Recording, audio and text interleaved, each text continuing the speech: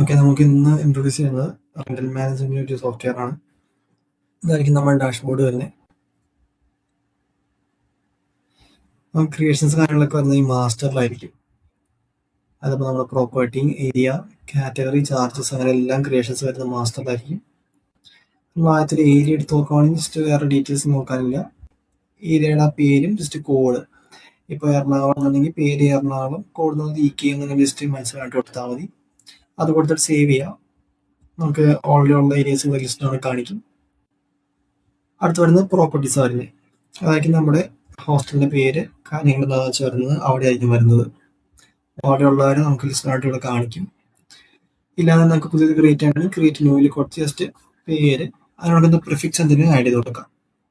Okay, ഇവിടെ നമുക്ക് area choose ചെയ്ത് കൊടുക്കണമെങ്കിൽ അത് ഏരിയ ചൂസ് ചെയ്ത് കൊടുക്കാം. ഇതിന് വേണ്ടിയിട്ട് നമ്മൾ ഏരിയ അവിടെ ക്രിയേറ്റ് ചെയ്ത് വെച്ചേക്കുന്നത്. അത് കഴിഞ്ഞിട്ട് പേരും പ്രിഫിക്സ് കൊടുത്തതിന് നമുക്ക് സേവ് ചെയ്യാം. നെക്സ്റ്റ് വരുന്നത് ഇത് കാറ്റഗറി വൈസ് ആകുന്നത്. നമുക്കിപ്പോൾ ഓരോ റൂം എന്ത് കാറ്റഗറിയിലാണ്, ഇപ്പോൾ ഡോർമെറ്ററി ആണോ അല്ലെങ്കിൽ സിംഗിൾ റൂം ആണോ, അങ്ങനെ കാറ്റഗറീസ് വരുന്നത് ക്രിയേറ്റ് ചെയ്യാൻ വേണ്ടിയിട്ടാണ് നമ്മൾ ഈ കാറ്റഗറി കൊടുത്തേക്കുന്നത്. ഓക്കെ, നമുക്കത് വേണമെങ്കിൽ ക്രിയേറ്റും ചെയ്യാം, ഓൾറെഡി വേണമെങ്കിൽ പണ്ടത്തെ ആണെങ്കിൽ എഡിറ്റും ചെയ്യാം. ജസ്റ്റ് പേര് കൊടുത്ത് ക്രിയേറ്റ് ചെയ്താൽ മതി, സേവ് ചെയ്യാം. നമുക്ക് അടുത്തത് വരുന്നത് നമുക്ക് വരുന്നത് ചാർജസും കാര്യങ്ങളൊക്കെ ആയിരുന്നു.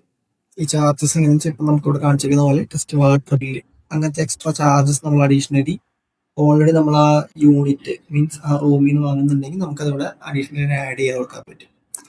ക്രിയേറ്റ് ന്യൂ കൊടുക്കാം, എന്താണ് ചാർജിന്റെ പേര്, ഏത് പ്രോപ്പർട്ടി അണ്ടറിലായിരിക്കും വരുന്നത്, എമൗണ്ട് എത്രയാണെന്നുള്ളത് നമുക്കവിടെ ക്രിയേറ്റ് ചെയ്യാൻ പറ്റും.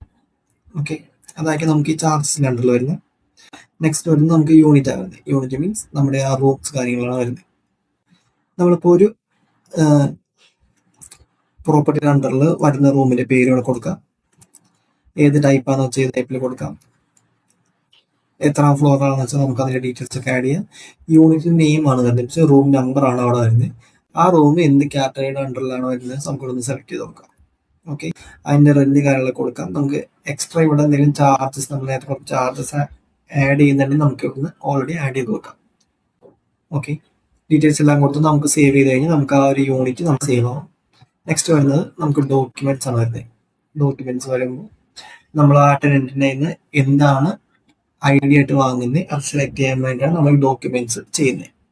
ക്രിയേഷന് വേണ്ടിയിട്ട് നമ്മുടെ എല്ലാം ചെയ്യുമ്പോൾ തന്നെ ക്രിയേറ്റിന് വലിയ കൊടുത്ത് പേര് കൊടുക്കാം. എന്ത് പർപ്പസിന് വേണ്ടിയാണെന്ന് വെച്ചാൽ ആ പർപ്പസ് ചൂസ് ചെയ്യാം. മാൻഡേറ്ററി ആണെന്നുണ്ടെങ്കിൽ നമുക്ക് ഇവിടെ നിന്ന് സെലക്ട് ചെയ്ത് കൊടുക്കാം, ഇല്ലാന്നുണ്ടെങ്കിൽ നമുക്ക് നോ കൊടുക്കാം. ഫിൽ ചെയ്ത് കഴിഞ്ഞിട്ട് ലാസ്റ്റ് സേവ് ചെയ്യാം. നമുക്ക് അടുത്ത് വരുന്നത് ബെഡ് സ്പേസിന്റെ ഓപ്ഷൻ ആണ്. എന്ന് പറഞ്ഞാൽ നമുക്ക് ഇന്ന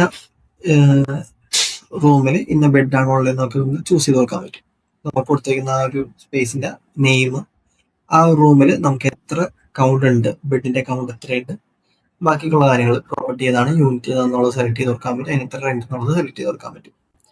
അതായിരിക്കും നമ്മൾ ഈ ഒരു ഇന്ന റൂമിലേക്ക് ഇത്രയും ബെഡ് ഉണ്ട് നമ്മൾ അസൈൻ ചെയ്ത് നോക്കുന്നതാണ് ഈ ബെഡ് സ്പേസ് എന്നുള്ള ഓപ്ഷൻ വരുന്നത്. പിന്നെ നമുക്ക് വരുന്നത് ലെഡ്ജർ ആണ്. ലെഡ്ജർ വരുന്നത് വെച്ചാൽ നമുക്ക് ഇതുപോലെ എന്തെങ്കിലും എക്സ്പെൻസ് ഇതുപോലെയൊക്കെ എന്തെങ്കിലും ആഡ് ചെയ്യാനുണ്ടെങ്കിൽ ഇപ്പോൾ ലെഡ്ജർ വൈസ് നമ്മുടെ ഹോസ്റ്റലിലേക്ക് എന്തെങ്കിലും ആവശ്യങ്ങളാണെന്നുണ്ടെങ്കിൽ അത് ആഡ് ചെയ്യാൻ വേണ്ടിയിട്ടാണ് നമുക്ക് ഈ ലെഡ്ജറിന്റെ ഓപ്ഷൻ വരുന്നത്. നമുക്ക് സെയിം ഇതുപോലെ തന്നെ ക്രിയേറ്റ് കൊടുക്കേണ്ടത്. ക്രിയേറ്റ് കൊടുത്തിട്ട് ജസ്റ്റ് ഏത് ലെഡ്ജറിന്റെ പേരാന്ന് വെച്ചാൽ പേര് കൊടുത്താൽ ജസ്റ്റ് ക്രിയേറ്റ് കൊടുക്കുക. ഏത് ഗ്രൂപ്പിന്റെ അണ്ടറിലാണ് വരുന്നത് വെച്ചാൽ അണ്ടറിന്റെ ഗ്രൂപ്പ് അസൈൻ ചെയ്ത് കൊടുക്കാൻ പറ്റും. ഇവിടെ ജസ്റ്റ് എന്നിട്ട് സേവ് കൊടുക്കുക. ഓക്കെ, അങ്ങനെയാണ് നമുക്ക് ലെഡ്ജറിന്റെ ക്രിയേഷൻസ് വരുന്നത്. നെക്സ്റ്റ് വരുന്നത് സർവീസസ് കാര്യങ്ങൾ വരുന്നത്. അപ്പൊ നമുക്ക് നമ്മുടെ ഹോസ്റ്റലിലേക്ക് വരുന്ന സർവീസ് കാര്യങ്ങൾ ഇവിടെ നമുക്ക് ആഡ് ചെയ്ത് കൊടുക്കാം. അതാകുമ്പോൾ നമ്മുടെ ടെനന്റ് ആപ്പിലേക്ക് അത് അസൈൻ ആയിട്ട് വന്നോളും. ഇത്രയാണ് നമുക്ക് മാസ്റ്റേഴ്സിൽ വരുന്ന ക്രിയേഷൻസും എഡിറ്റിംഗ് കാര്യങ്ങളൊക്കെ.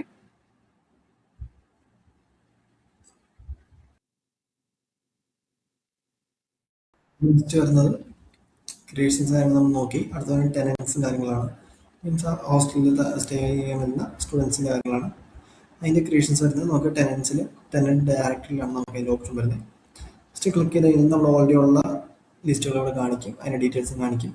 ക്രിയേറ്റ് ചെയ്യാനായിട്ട് ക്രിയേറ്റ് ന്യൂവിൽ കൊടുത്തു കഴിഞ്ഞാൽ എൻ്റെ name, contact name, emergency contact name means parents name എന്ന കാര്യങ്ങൾ നമുക്ക് സേവ് ചെയ്ത് വെക്കാം. ഇതിൻ്റെ അഡ്രസ്സ് കാര്യങ്ങൾ സേവ് ചെയ്യണമെങ്കിൽ വേറെ നോട്ട്സ് കാര്യങ്ങൾ സേവ് ചെയ്യണമെങ്കിൽ നമുക്കിവിടെ സേവ് ചെയ്ത് വെക്കാം. നമ്മൾ അവിടെ നിന്ന് മേടിച്ച ഫയലും കാര്യങ്ങളും നമുക്കിവിടെ കൊടുത്തിട്ടുണ്ടെങ്കിൽ ഇവിടെ അറ്റാച്ച് ചെയ്ത് കൊടുക്കാം. നമുക്ക് നമ്മുടെ ഏത് ഫയലിലേക്കാണോ അയച്ചേക്കുന്നത് വെച്ചാൽ നമ്മളിവിടെ ലൊക്കേഷൻ സെലക്ട് ചെയ്യാം. എല്ലാം ഫിൽ ചെയ്തതിനു ശേഷം ലാസ്റ്റ് നമുക്ക് സേവ് കൊടുത്ത് ടെനന്റിനെ ക്രിയേറ്റ് ചെയ്യാം.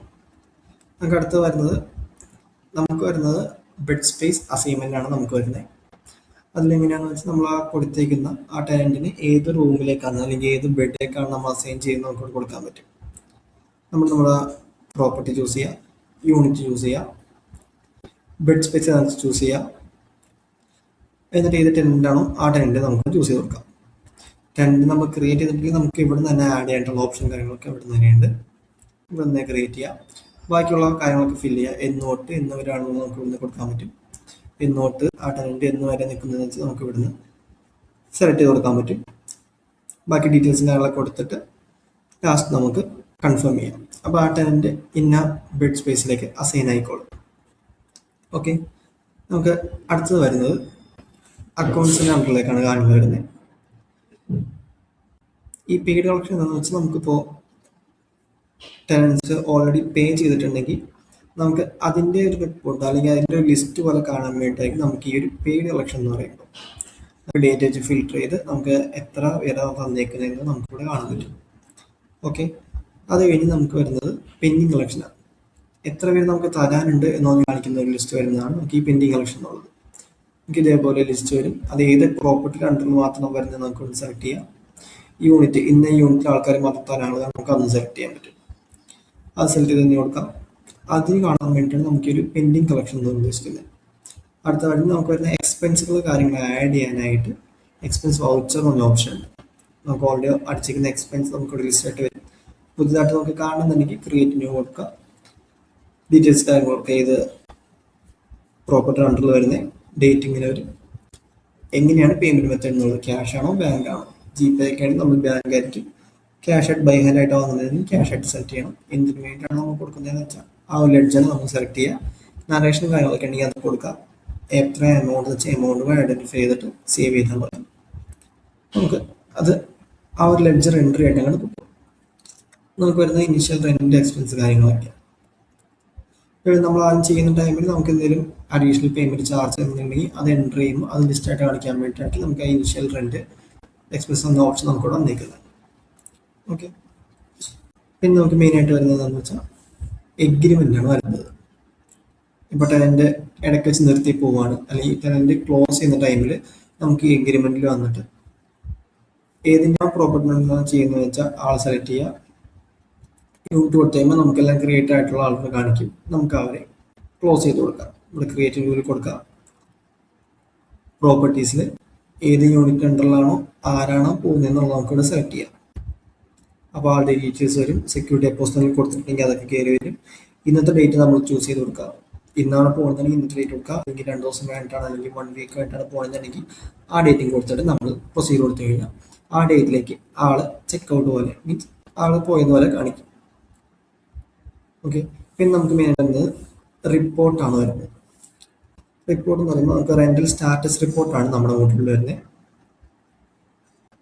ഷോ ചെയ്യുകയാണെന്നുണ്ടെങ്കിൽ നമ്മുടെ മൊത്തത്തിലുള്ള പ്രോപ്പർട്ടിയിലുള്ള കാര്യങ്ങൾ കാണിക്കും. നമ്മൾ ഓരോ പ്രോപ്പർട്ടി വൈസ് എടുക്കുകയാണെന്നുണ്ടെങ്കിൽ പ്രോപ്പർട്ടി എടുത്തു, ആ പ്രോപ്പർട്ടി അണ്ടറിൽ യൂണിറ്റ് വരും. എത്ര ബെഡ് കൗണ്ട് ഇവിടെ ഉണ്ട്, അതിൽ ഏതൊക്കെ ഫില്ലായിട്ടുണ്ട്. ഇപ്പോൾ 7 ബെഡ് കൗണ്ട് ഉണ്ട്, അതിൽ 3 ഫില്ലാണ്, 4 നമുക്ക് ഫ്രീ ആണ്. 3 ടെനൻസിന്റെ ലിസ്റ്റ് നമുക്കിവിടെ കാണിക്കും. ഓക്കെ, അങ്ങനെ നമുക്ക് എല്ലാ യൂണിറ്റിലും അതായത് ബെഡ് കൗണ്ട് വെച്ചിട്ട് എത്രയാണ് അവൈലബിൾ ആണ്. എക്സ്ട്രാ ആളുടെ കയറിയിട്ടുണ്ടെങ്കിൽ നമുക്ക് ഇതുപോലെ -1 കാണിക്കും. അത് എക്സ്ട്രാ ആൾ കയറിയിരിക്കുന്നതാണ്. ഇവിടെ നമുക്കത് കണ്ടാൽ മനസ്സിലാവും ജസ്റ്റ്. അങ്ങനെ ഇത് നമുക്ക് റെന്റ് സ്റ്റാറ്റസ് റിപ്പോർട്ട് എന്ന് പറയുന്നത് നമ്മുടെ ഈ ഒരു റിപ്പോർട്ട് വരുന്നത്. പിന്നെ നമുക്ക് വരുന്നത് ഇൻകം വേഴ്സസ് എക്സ്പെൻസ് റിപ്പോർട്ടാണ്. അത് നമ്മുടെ ഇൻകം എക്സ്പെൻസിൽ കാര്യം ചെയ്ത് വരുന്ന ഒരു റിപ്പോർട്ടാണ് ഈ കാണിച്ചിരിക്കുന്നത്. നമ്മുടെ പ്രോപ്പർട്ടി ചൂസ് ചെയ്യാം. എന്ന് തൊട്ട് എന്ന് വരെയാണ് ഡേറ്റ് നമുക്ക് ഫിൽട്ടർ ചെയ്തോളാം.